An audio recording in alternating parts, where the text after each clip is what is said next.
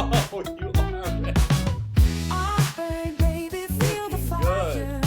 We're here to talk about the banana. Hell yeah. All right, so today we're having an emergency episode of Artburn, and we're here to talk all about the duct tape banana that just sold for $6.2 million. Maurizio Cattelan's comedian, and it just sold at Sotheby's, and we're here to break down why it sold for so much, why it matters, and what that says about the art world right now. First, I told my friend who lives in LA, who's not in the art world at all, but I said, I have to get off the phone because we're having this emergency art burn because of this banana. And she's like, I fucking love that banana because that banana was the one thing that made me feel I could understand the art world.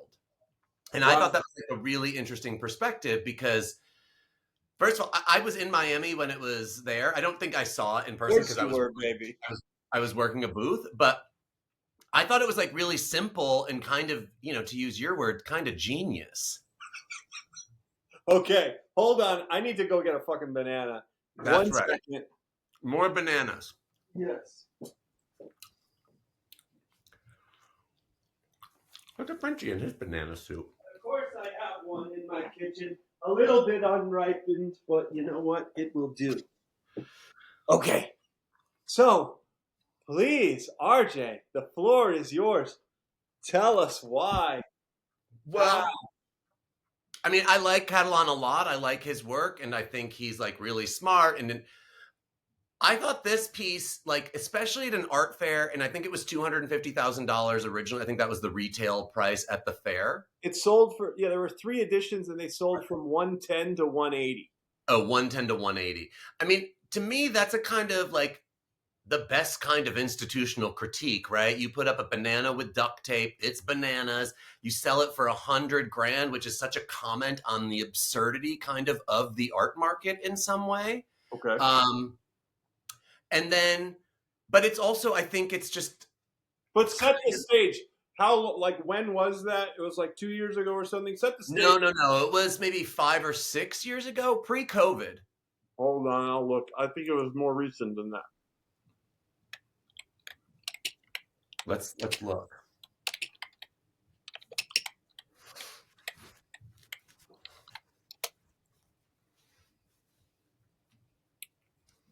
Oh yeah, 5 years ago. Good job, man. 2019. The man was there. Don't fuck with him. And I think someone ate a banana off the wall when it was hanging. Another artist grabbed it off the wall and ate it. Right. And so, I mean, also, as a conceptual piece, it'll rot and stuff, and it's just duct tape and a banana. So you get the certificate, and I think you get the permission to kind of claim ownership because you have the certificate. And you can call it comedian. Right. So even the title is fucking genius, right? Comedian, banana, you slip on a banana peel. It's kind of this trope. And then I think I asked if we could use the Gwen Stefani song, this shit is bananas, because it's sort of, I mean, it's crazy that a banana and a piece of duct tape, but you're not even buying that. You're just buying the concept. And that concept sold for $6.2 million. Now that is genius. Except Cattelan gets none of that unless he owned that banana. No, exactly. He gets the original $50,000 or something like that. Right. He would get whatever half of. Do you know which I forget which gallery it was with. Shall I look it up? Okay. Let's look it up. Okay, so it was called Periton. Oh yeah, Periton. They're huge. I mean, they're in New York now, and but I also, speaking to my friend in LA when she talked about how sort of that made the art world relatable. I mean, I think that's it's not particularly esoteric, right? It's a familiar kind of language. The comedian, the sort of banana peel, the shtick of it, the idea of something being bananas. Capitalizing on meme culture, capitalizing on cryptocurrency culture. So, okay, I'm going to ask you. Idea. What's that? You're buying an idea. You're buying an idea, but I'm going to ask you from to those of us. Well, now I am indoctrinated, but yeah, I was going to say pretend I wasn't indoctrinated to love this so much and just saw this as a rotting banana glued taped to a wall. Yeah. Explain that to me, like at a sixth, seventh grade level, why it's important to art history, and why it's not just a gimmick. Or if it is, it is. Well, I mean, it's probably there was some I forget. I think it maybe was Jason Farago, a critic for the Times, and he said like every great conceptual art show begins with a one-liner or a joke, kind of. So, I mean, there's certain tropes like performance art. You have to be nude. Like, conceptual art is meant to be like a little tongue-in-cheek and funny or whatever, right? So, I guess if I were the dealer, if I were in a booth with this banana, I mean, first of all, like what Leslie Weissman said the other day in our interview, like Cattelan has a stunning resume, right? You check the sort of galleries he's worked with, previous pieces. I mean, his body of work, his oeuvre is like large and impressive. So he's got the credibility and the chops. So That's right. he has the right to do this, to If designate. I did this anywhere, no one would pay attention to it. I mean, they might sort of chuckle and move on, but at the career that like I'm at as an artist or a lot of art, they couldn't get away with a banana only because they wouldn't get the sort of attention that Maurizio Cattelan would But get. also because he has proven himself to understand art and to be great at the craft. And I think to play with the art and market in a way that isn't so like I don't know, it's more like tongue in cheek. It seems like a bit more relaxed and fun as opposed to like really tearing down and like biting the hand that feeds you. I thought the banana, the comedian, was just so self-aware of what it was. And I think that's what makes it a really strong work. It wasn't trying to be. I'm not fully understanding what you're saying. Well, I don't think it was just a banana taped to a wall, right? That's the entire piece. I don't think there's much more behind that. And I think that's why, like, my friend in LA who's not in the art world says, I like that because it feels relatable in some way. I got it. I understood it. I didn't have to, like, sit there and stare at a painting and try and make sense out of swirls and shapes or understand the meaning, that it just sort of was so blatantly obvious. Particularly, like, again, I think had it been in a gallery show, it also would have been lost. But he chose to do it during Miami, the biggest art fair in the States, at Basel, the main fair. And it just automatically became like a huge spectacle because it probably stood out amongst anything else at the Periton booth. I mean, I don't know what else was there, but I'm sure it But was that's the paintings main and attraction, and that's what got headlines. And the fact that it got headlines yeah. also adds is 90% of the piece, because drumming up that sort of fervor does not happen every day. Look, it happened 5 years ago, and it hasn't happened again once since then. That extreme of frenzy has happened through manipulating the art game. Maybe Like maybe the Banksy piece at auction, the but shredding. I don't even know if that was before or after. But I also have to say, like, the Banksy thing, like that's interesting because originally when I saw that, I thought, well, that's kind of gimmicky, but also kind of genius in some way because Beyond. he like created a second work, and I think it ended up becoming more valuable after it was shredded. Yeah, significantly more valuable. Yeah. What will be interesting to see if the other two bananas come up at auction, I think, and if they go for similar prices, less, and what happens there. I heard maybe that an institution bought it, one of the editions. Mm.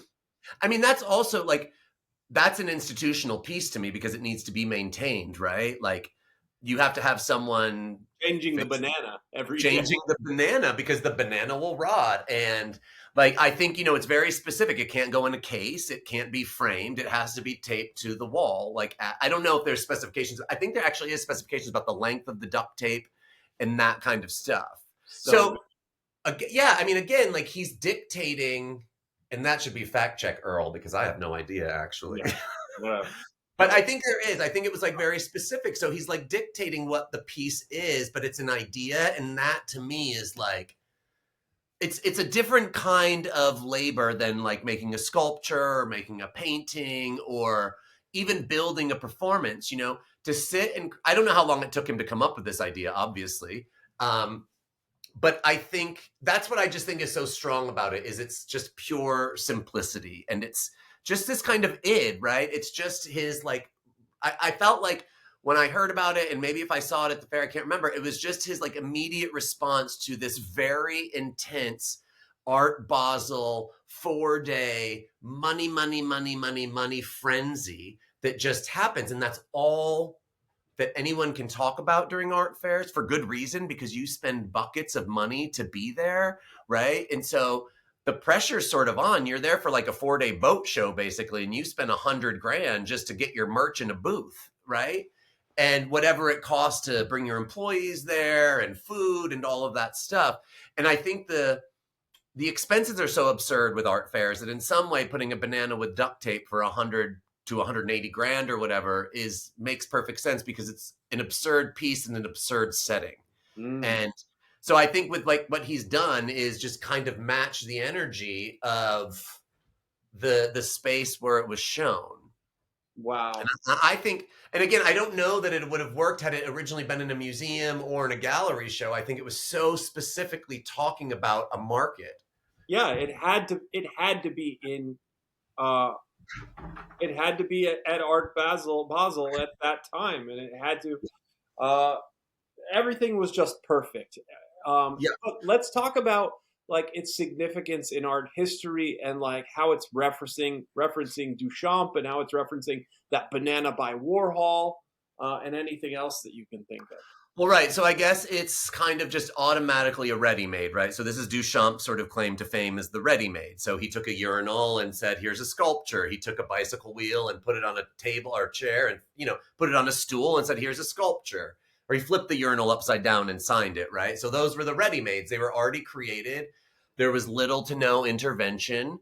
And that was kind of a new movement, right? Duchamp is, for me, complete genius, right? And next time anybody's in Philadelphia, I think the Philadelphia Museum of Art has the largest Duchamp collection in the United States. Wow. And they have this incredible piece called the Attente Donnée. And it's an installation. You just look through a little peephole and there's a naked woman splayed out. And you just kind of see her, like her vagina, and there's like a trailing waterfall behind her. But you keep on kind of looking because you want to see her face.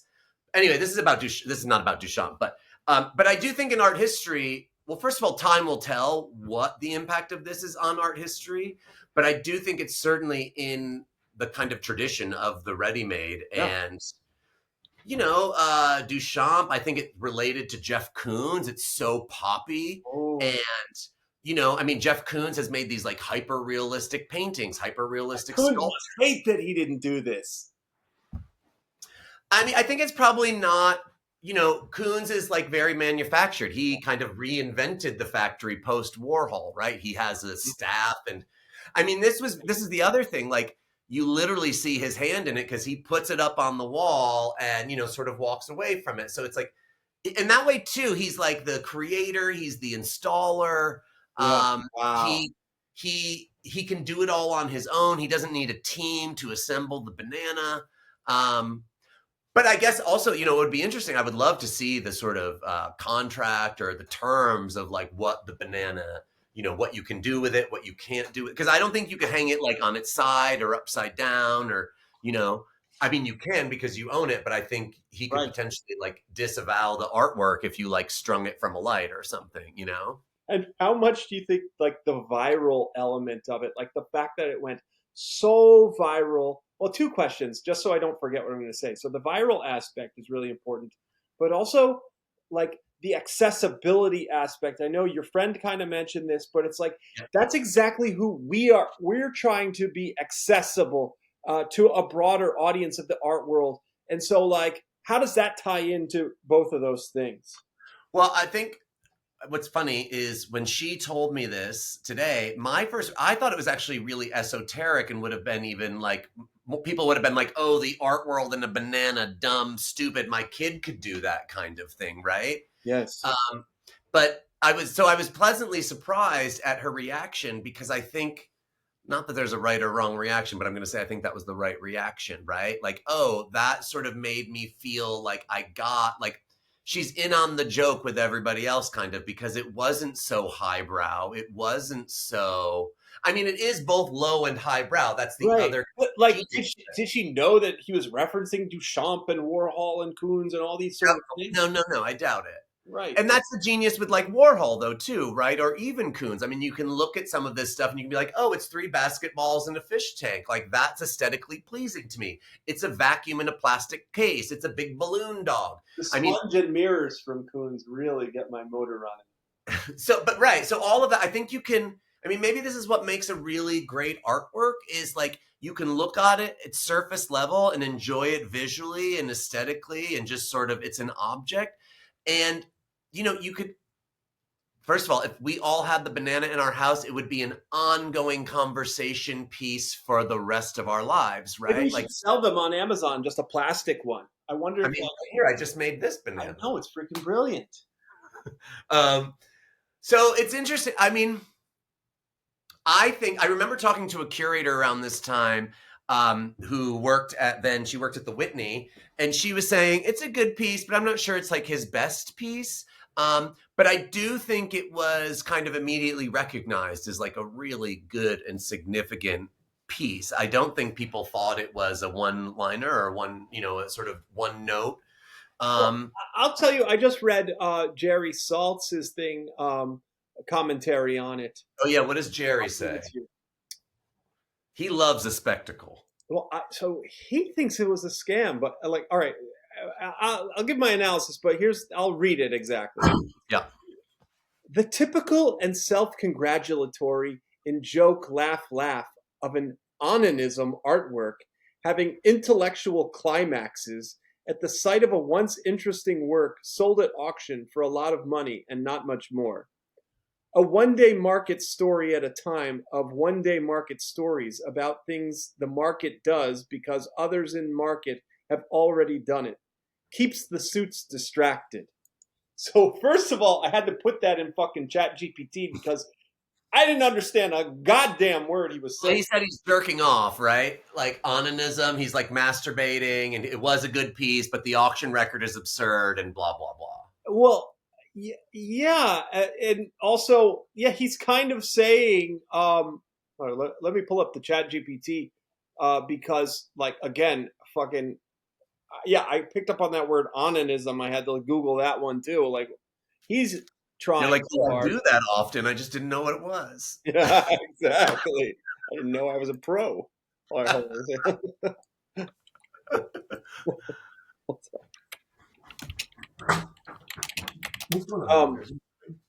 So basically, he's saying that the artwork is, you know, self-absorbed, and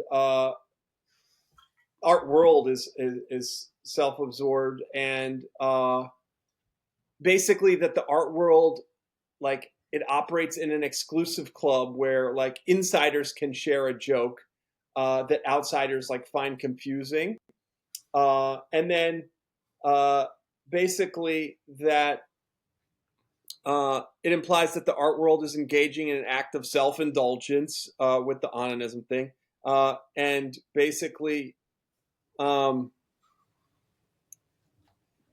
I mean, yeah, I would argue that the practice of making art is self-indulgent. I mean, you know, among other things, but it is a real luxury if you get to make art and put it up. I mean, it's quite indulgent, I think. And I don't think anything wrong with that either. So the whole thing is he's really criticizing it and the market, along with Cattelan criticizing the market. But like, he's failing to recognize the thing that I'm onanizing myself over, fucking the fact that every artist is trying to get burn, if you will, art burn. Every artist is trying to get that fucking hype going. And no one can do it like this. And boom, this guy, you know, puts that against the wall, and voila. I think the other thing, right. First of all, I mean, there's another thing to talk about is it is also a phallus, right? It's just a big penis taped to the wall. Yes. So he didn't do a peach. He didn't do a grape. He didn't do a strawberry. He did a penis. So, you know, I mean, that sort of also pokes fun at even Jerry Saltz being like the straight white guy being like, well, let me tell you the truth about this, right? the art world is filled with mostly straight white men who control. They're mostly the dealers, mostly the art. I mean, there are, of course, queer Straight people. white guys running the art world? Come on, it's the gay cabal. No way, not all dealers. Most dealers, Gay like cabal, you're part of it. the big dealers are all like straight white dudes.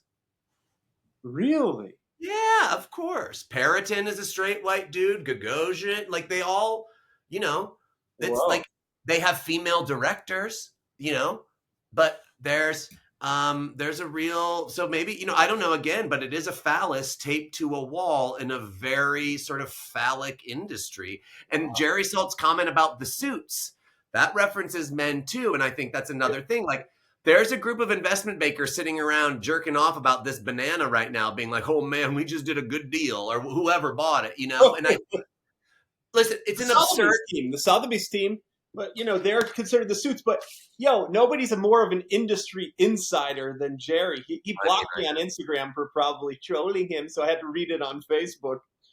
He blocked you? Yeah. Oh my God, here's a story about Jerry Saltz. I have many, but the one, where was I? Was in Marfa, Texas 2 years ago for the fair, and Jerry was the guest of honor, right? And so the fair is an incredible fair. Michael Phelan, we're going to get him on the show. I love him. He started this fair. It's incredible. Marfa's incredible. It was the most democratic fair I've ever been to. 3 nights in a row. All the collectors, the artists, the art handlers, the dealers, you eat dinner together. It was just incredible. Yeah, wow. Jerry Saltz was the guest of honor. He must have mentioned his Pulitzer over the weekend no less than 150 times. One dinner, he spoke for about 10 minutes. I was with my friend Evan, who painted that painting up there. We counted in 20 minutes. He said Pulitzer 11 times. So, it's hard to take him. Now that is onanism. Yeah, exactly. And it's hard to take. And he does it under the guise of I couldn't believe I won a Pulitzer. I mean, Roberta hasn't won a Pulitzer. I won a Pulitzer. Fuck that bitch. I didn't even go to college. I won a Pulitzer. And it's just but yeah, I mean, also maybe you can't recognize onanism unless you're an onanist, right? Like that you can't see it. And again, we all are. If anybody makes a painting and hangs it on a wall and thinks it's you have a big enough ego, you're jerking yourself off enough to say and that's not a bad thing. You need that to succeed. Yeah. Right? You need that kind of gravitas. You need that, our friend, the Houston artist who was mailing his books to galleries. That takes balls because you were kind of told no all the time. And that's the difference though with Cattelan too. At this stage in his career, he's not going to be told no. So his risk earned the right to do it though. Yeah, and his risk is pretty low though, and it wouldn't have been as impactful had anybody else done it because it wouldn't have made so much sense. So I do think the language of the banana and Warhol and Pop and Koons and even representational paintings right now, these hyper realist kind of things, you see it all the time. So I think it references that in art history for sure. And I think again, the phallus, I mean, it's if you look at Dutch Vanitas paintings, you would see a papaya spread open, like a vagina with flies around it, right? So, or eggs. There's always eggs in art history and stuff. So there's all these things about female genitalia and male genitalia. So this just might be another kind of extension of that too, which is, I think there's so much to talk about with this piece, and that's why it's really amazing for just being a banana. I mean, we could spend 2 days just talking about why duct tape versus artist tape versus masking tape versus this kind of tape. So elaborate on that. Elaborate on you're hitting on a nugget. Well, because you have to. So just picture it. If that's a painting, just picture it as a painting. If it's a painting of a banana with the duct tape, how to begin to understand art, I think, is you have to ask questions. Well, why did the artist choose to paint a banana versus a pear? Why did he choose duct tape over masking tape? What does that mean? If you start to think about duct tape, D-U-C-T, well, what's a duct? You could think about duck, D-U-C-K. What does that mean? You could play with language. That's what's really fun, I think, about good artwork is that you can spend a lot. I always say this, the only art I truly like is ones that I think I could live with for a long time and keep on finding more and more information there. No one wants to look at a dead image over and over every day, right? It's kind of boring. So in some ways, I mean, I think the banana the comedian is like very alive and animated and pretty exciting. But maybe also the hype machine worked, and I'm just buying into it too because I'm the you biggest. know the hype around it, and we're still talking about it 5 or 6 years later. I do say though, $6.2 million is an insane price to pay for any artwork. Yeah. Period. Yeah. I fully agree with that because with that $6.2 million, you could float 40 emerging artists for 5 years, right? Like in New York City or something. You could really take that money and support a whole lot more. And maybe the people who bought it are doing that too. And they don't have to, it's their money. I don't care. But I do think the absurdity of money, and that's the whole point of it, though. That was the point of the piece, I think. It's about It rings the, all the bells. the absurdity of the market for which we all exist and all strive for, too. And it's also kind of, maybe the penis taped to a wall, you're tethered, you can't move. Like maybe Cattelan is also saying, fuck, I'm stuck in this place because it's what pays me really well and I just get to put a banana on a wall, but I'm stuck having to do this. Maybe he is the comedian, right? Like, and comedians are notoriously sad and depressed. I mean, we could just go on for days, which is why I think this piece is genius. Woo! Okay. Also, I'm going to shout out to my friends at M&M Fine Art Shipping in New Jersey. Mark has a company. We're going to throw up their Instagram, M&M. I don't know what it is. Earl, find it. Absolutely. But you need your shipping, M&M. Awesome. Well, then also, another two questions. So basically, there was, I don't know if you saw this, but there was a video on Instagram like last year where a guy took off his shoe in a gallery, and people like started taking photos of the shoe, and like that was supposed, and that went super viral because basically the people outside of the art world were able to laugh at people inside of the art world at Yeah. this kind of Duchamp moment, Yeah. or parody moment. And a friend of mine asked me, like, what's different of this banana than the shoe? Than some random person. I know we talked about Maurizio's importance and its provenance, but like elaborate on that. Well, not knowing who the artist is, but I would say that's It probably wasn't an artist, it was just a patron, someone trying to go viral, walking through a museum and took off their shoe. Well, that's the difference. I don't think Cattelan was trying to go viral. I don't think he gives a shit. He doesn't need to. I think he was trying to make a sophisticated artwork, and he did. Versus any one of us dum-dums going into a gallery and being like, I'll put my shoe on a wall. Like, that's the mentality of like, my kid can do it. But no, why? they can't because they didn't have the concept. Digging. Why? He didn't have the concept. There's no idea there. The idea is that, okay, so one of them, the idea was, I'm just going to go viral in making fun of the art world. The other one's idea, Cattelan's idea, was I am going to also go viral, not go viral, but I'm going to boil down the objective of both.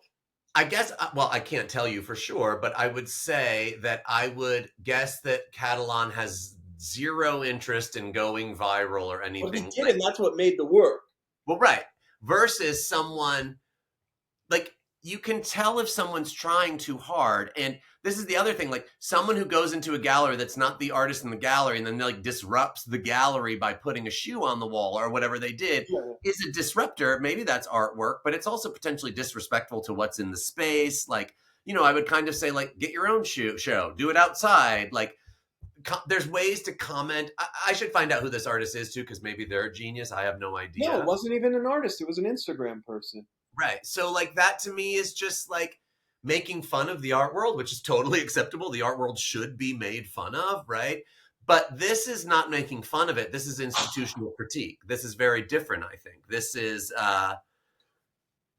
critique about, I think, like Jerry Saltz writing what he wrote is sort of dumb to me because I think that's what the piece was originally meant to do. And Cattelan has no control whether it goes to auction and what it sells for. So to kind of lump him into that is, for me, unfortunate. But it also, who gets clicks from that? Jerry Saltz. And there's no But Jerry Saltz loves a click more than anybody else. So like even in writing, like if he really didn't care about this, then you wouldn't give it any attention. You wouldn't write about it, period. There's no need to. Like, but I think the fact, as I said, the first episode, my mother's always going to be the third co-host. And so, my mom would see this banana and be like, oh, Jesus Christ, this is ridiculous. There are kids starving in Africa, right? Like she would do some kind of like white woman, like, what are we doing kind of thing. And I don't think that's fair. I think that, I think, yeah, I guess thinking about Jerry Saltz's comments even more, like if he wants to go after the auction or the price of it, I think that's like fine. But I also think it's just kind of, I mean, we're having this show because it sold for 6.2 million though. So I guess I'm interested in kind of honoring that in some way. Like I don't, again, I think it's an absurd amount of money to pay for a banana or a concept or a painting or a sculpture or a house or a car or anything for $6.2 million is crazy. It's bananas. Well, it also goes back to that whole Picasso quote of like, but this only took you, 5 minutes or something. But like, no, it took me my lifetime to be able to draw this, to learn how to do it, to do this. Right. I don't, he didn't make this work 20 years ago, right? Maybe he couldn't get there yet. Maybe his career wasn't there. His career wouldn't have allowed him to do that then. Yes. I think so in some, like, again, I think it would have, and he also, the intelligence of putting it at an art fair, I can't stress that enough. It just, it would have fallen flat, or it just wouldn't have gotten the press or the sort of prestige, I think, had it been at a gallery show, because it would have been amongst a bunch of other stuff. And like, I don't know if this was his only piece in that booth, but I don't think it was like a solo presentation by him at all. I think it was like a group booth. Right. And so, okay. And then when you have other artists responding to it too, like another artist goes and takes it off the wall and eats it, like that kind of canonizes it in some way. Like that. You remember when I was talking about Sensation and the Virgin Mary and the other piece with like the children's hands, like those two pieces, because they were attacked, they were derided. Like those are the classic pieces from that show now, right? Chris O'Philly. And so I think, yeah, I have to say I'm a big fan of the banana. It's incredible. Okay, so a couple more questions. Wait, let me ask you though, what did you, because you were really a lay person in 2019, what was your thought about the banana when you saw it or heard about it? Or did you know about it in 2019? I saw the headlines. I think my reaction is always to zig when the world zags. It's just kind of my nature. Okay. And so whenever I see or hear the headlines that this is a scam, that's when I start liking something. Yeah. Like Trump.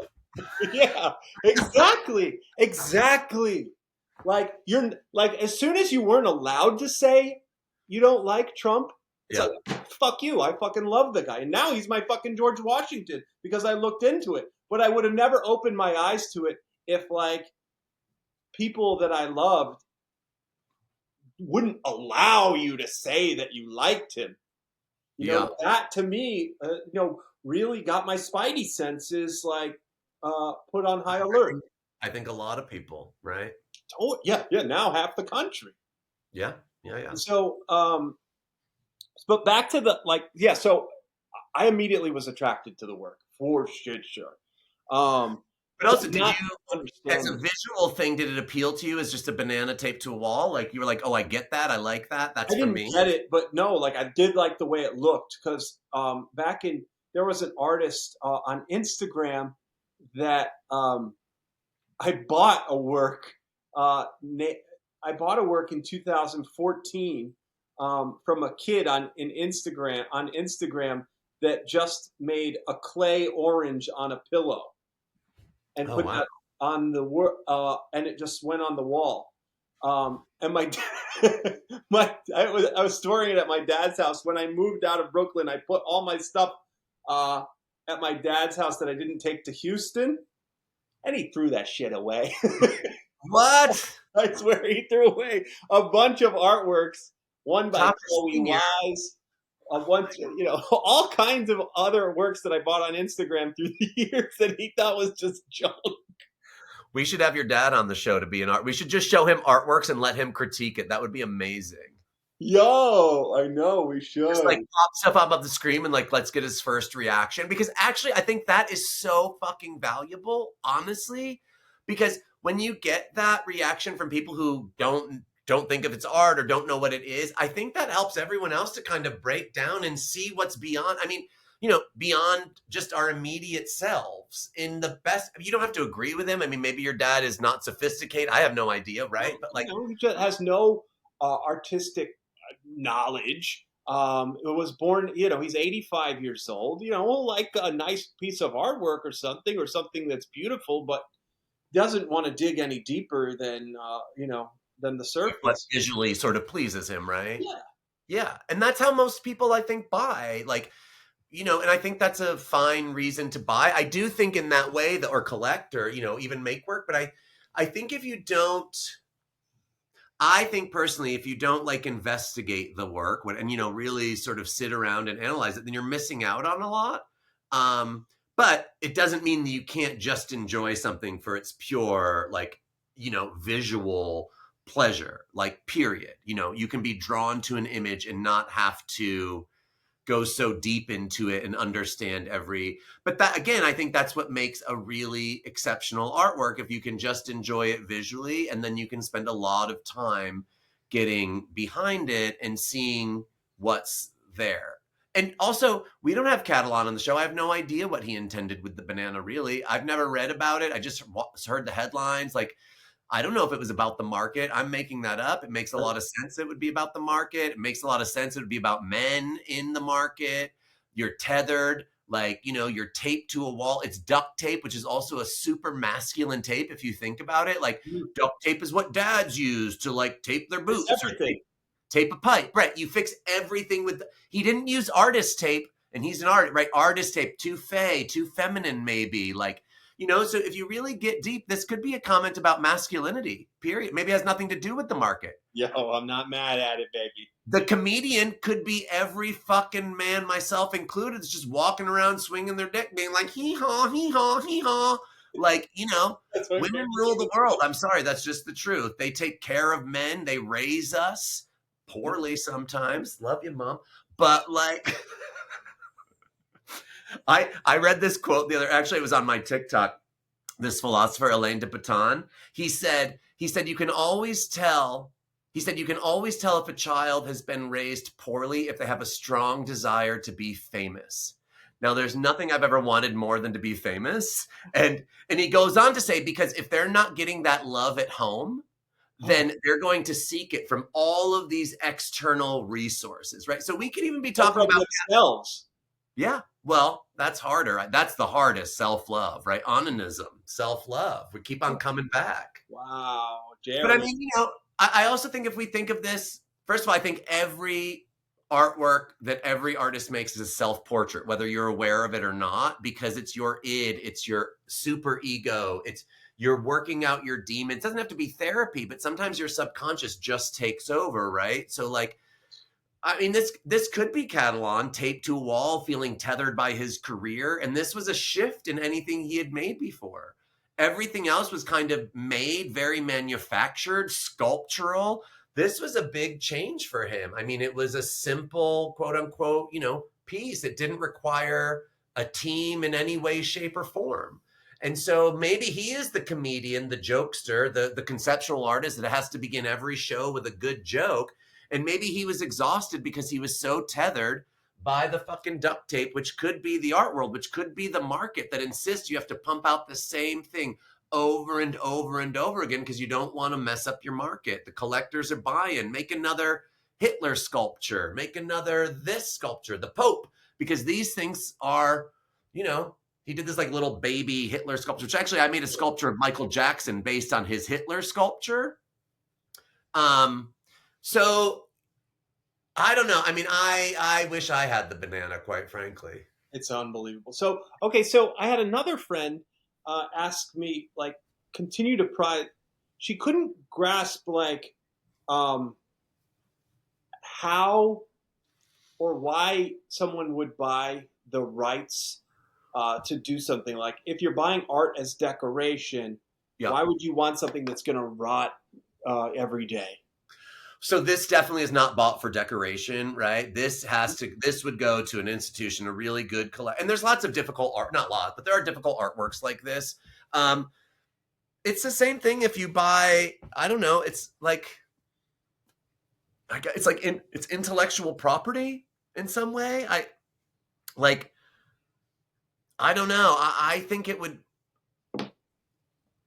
I mean, yeah, but you would put it up for a party and then you take it down the next day and you bring it out again, like when you have Mm. people over or something. Like it doesn't need to be displayed all the time. I think, it's not a painting. It needs to be taken care of because it will die. That's the other thing. It's kind of this living organism. It's a completely organic sculpture that will, like all of us, die. It just rots.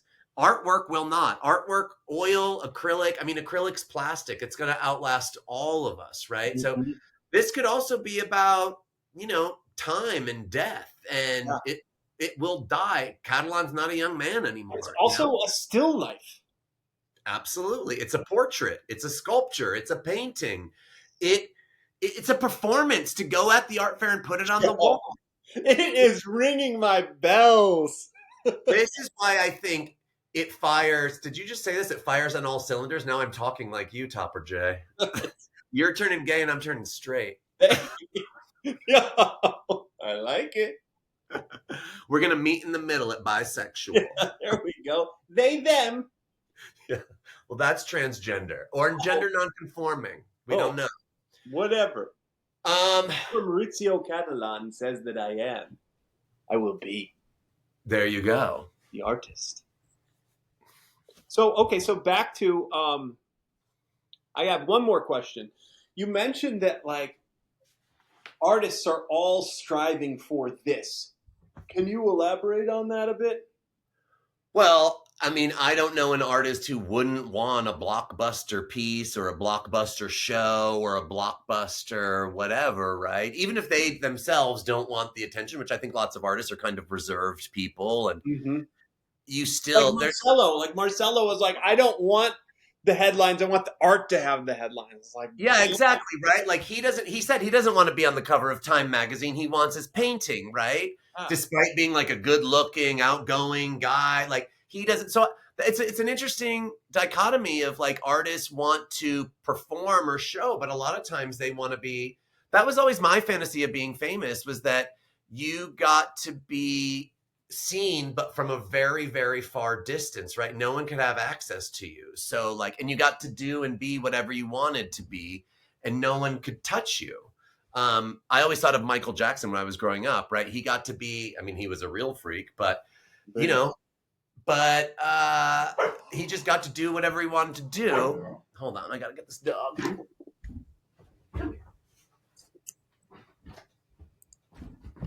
Here's my banana bed, just to stay on theme. comedian. I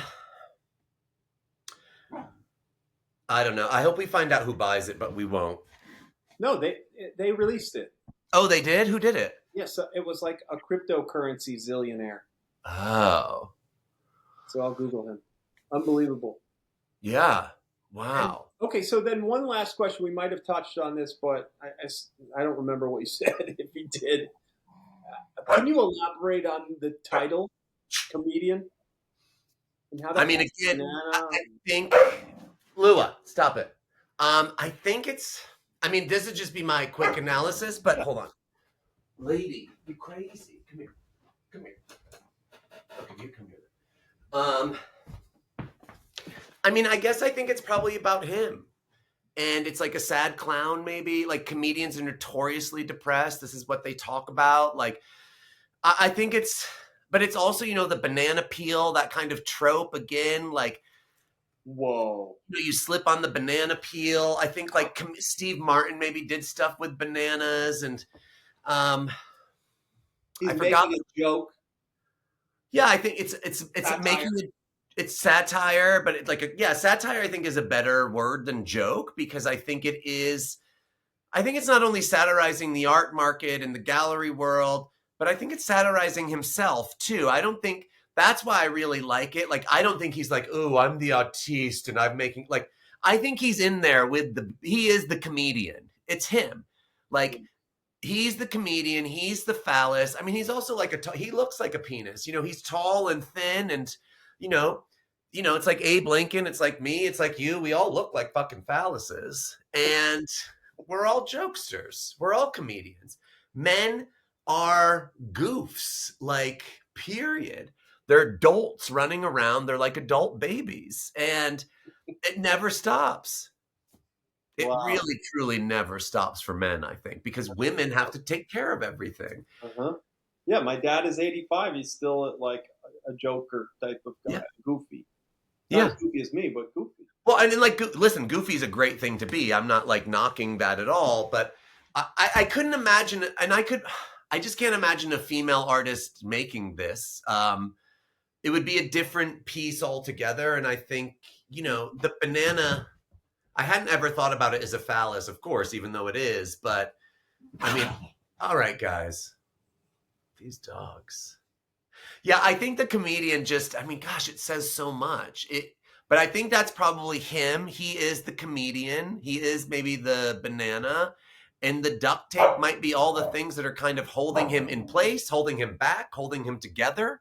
And again, that kind of, it is funny that he didn't use masking tape. Masking tape, what's that mean? Artist tape, scotch tape. It was duct tape. It was so specifically duct tape, this industrial material that every dad from the dawn of time until today like carries proudly, right? It's such a, every art handler loves duct tape. Like, it's another sort of, art handling material too in some way. Wow.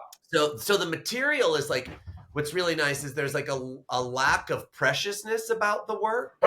Like, my least favorite thing ever in art is when it's too precious. Like, I hate, when like the surface is so clean and smooth and you can't see like a hand in it. And, I don't know. I went to an artist studio recently over the summer, a very famous artist, and he makes Dan Colin, I'll just say it. And he By the way, makes I thought stuff in Buffalo moved me. Wait, you saw his stuff in Buffalo? Yeah, Buffalo Art Museum. Some of the works there were like, yo, this guy is like a master. They just redid that museum. Oh, I saw it maybe 5-6 years ago. Maybe 7. Oh yeah, they redid it since. But so I was in his studio, and he had all these paintings that were hyper photorealist, and he was like, "Don't get too close to the surface. Like, don't get too." I was like, "There's 20 people in here. They're all kind of art world people. No one's gonna like spit on the surface, but okay, like rub your banana on it." I'll rub my banana on it. Also, I mean, banana's a euphemism for penis, right? Like, it's another schlong banana. Like, it's definitely a phallus. We can guarantee that. Definitely deals with masculinity, I think, because of the duct tape, because of the phallus. The title comedian gives a lot away. So he's either a jokester. I think depression is definitely somewhere in there because of comedians and depression. I think they go hand in hand. Wow.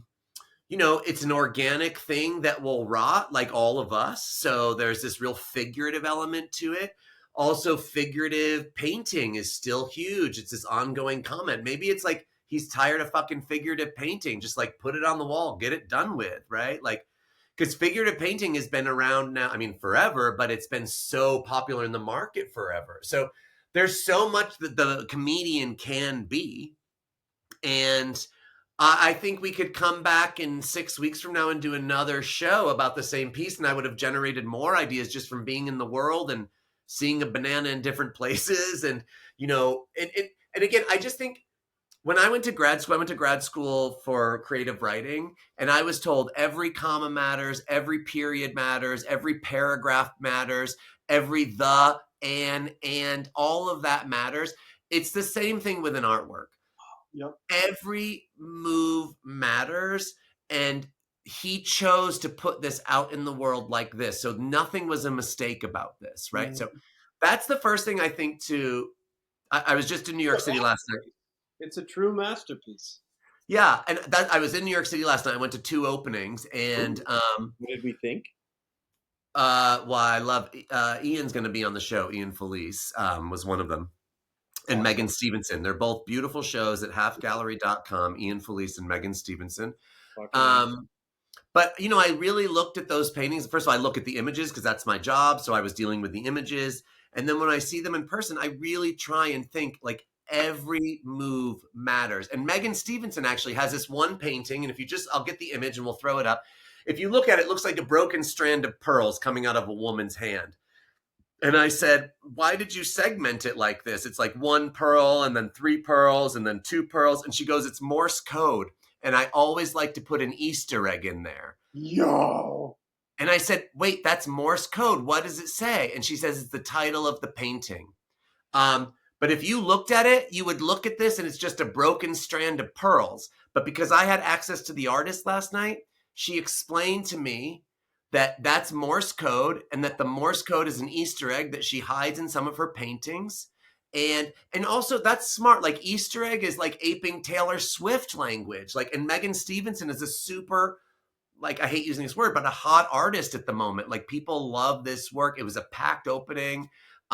She's got like, people came there because they knew her from Instagram and stuff. And like even referencing that when she used Easter egg, the first reference was Taylor Swift because I'm a bit of a Swiftie and I know Taylor puts Easter eggs in all of her albums and the Swifties go nuts looking for them. Wow. So that to me was a smart way. What's an example to those of us who Taylor Swift? Of an Easter egg she would say? She like hides something. Like for instance, there's a song called Betty.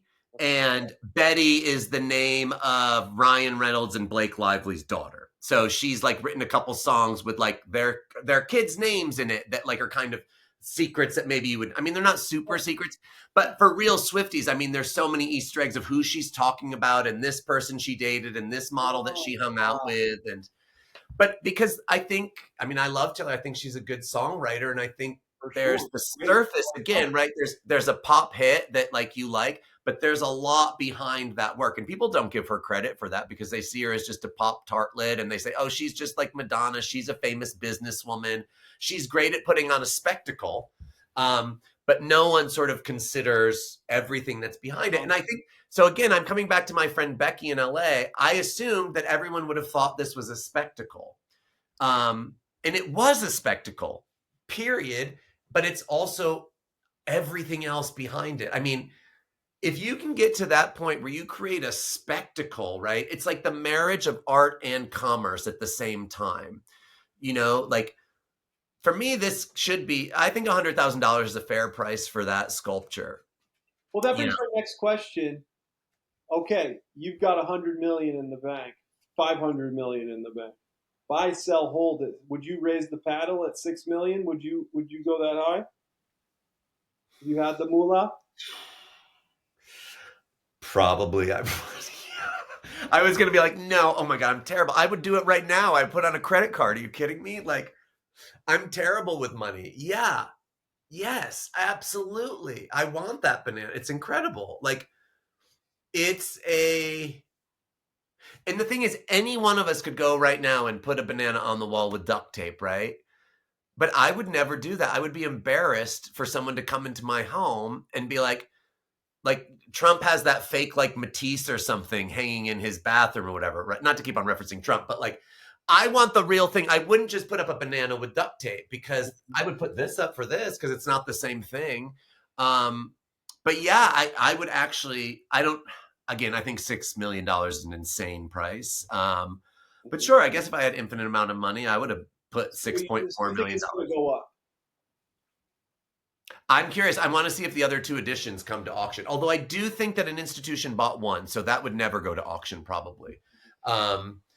Yeah, I think, listen, someone's going to sell this in 5 years and it's going to be $20 million. Yeah, I think so. I think it's going down in history with Duchamp's urinal. I think. Yeah, I mean, you know, the auction market has been really bad recently, like for even like, especially like whatever. But I'm saying in 100 years, that thing is significant. I mean, in 100 years, we'll see. It will. But that's all I got today. Wait, I just want to see quickly if it's in an institution. Banana Museum.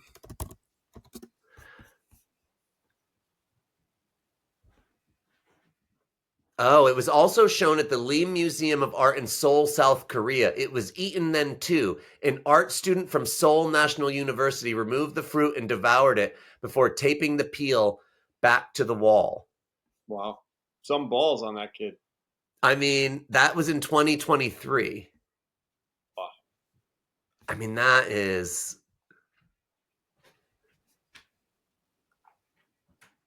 Yeah, it was recorded. The banana on display is replaced every 2 or 3 days. So awesome. Damaging an artwork could also be seen as an artwork. I thought that would be interesting. Isn't it taped there to be eaten?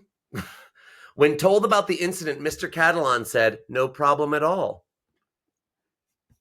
Yeah, why would he care? It gets him more press. That's amazing. And all you do is throw up another banana. Like, Oh, Topper, you and me, we got to come up with an idea like this. And then we're going to get out of the podcasting business and into the sculpture but business. as we said in the first half of this podcast, we don't have the right to do it yet. No way. We'll get there. We'll get there. We're going to get there. Just like Cher. Exactly.